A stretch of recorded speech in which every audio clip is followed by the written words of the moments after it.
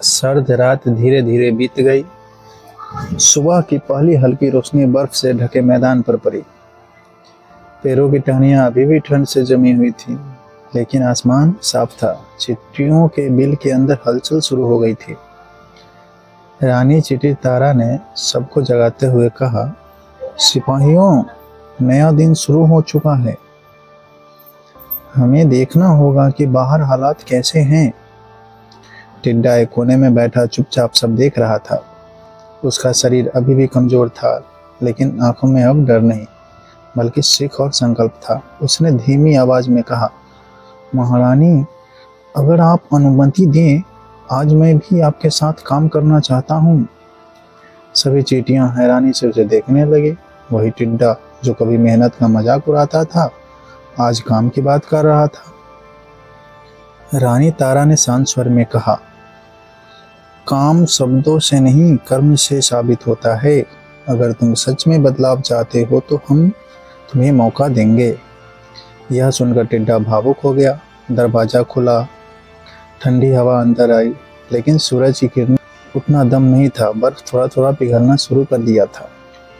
चींटियां बाहर से निकली, कुछ बर्फ हटा रही थी, कुछ टूटे रास्तों को साफ कर रही थी। टिड्डा भी आगे बढ़ा।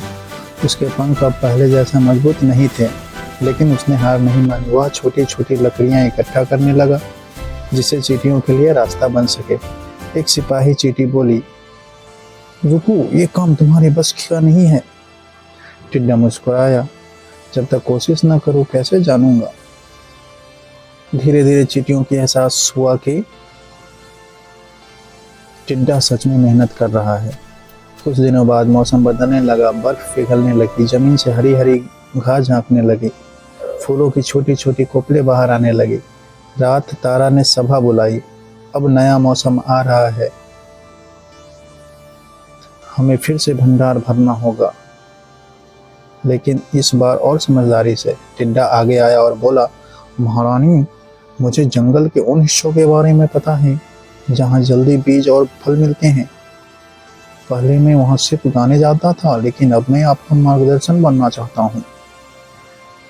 चींटियां हमें हलचल हुई।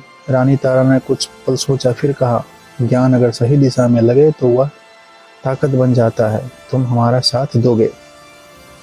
अब टिड्डा सिर्फ गाने के लिए वायलिन नहीं बजाता था, वह धुनों के संकेत देता था। अगर खतरा हो, तेज आवाज, अगर रास्ता सुरक्षित हो, हल्की मधुर धुन।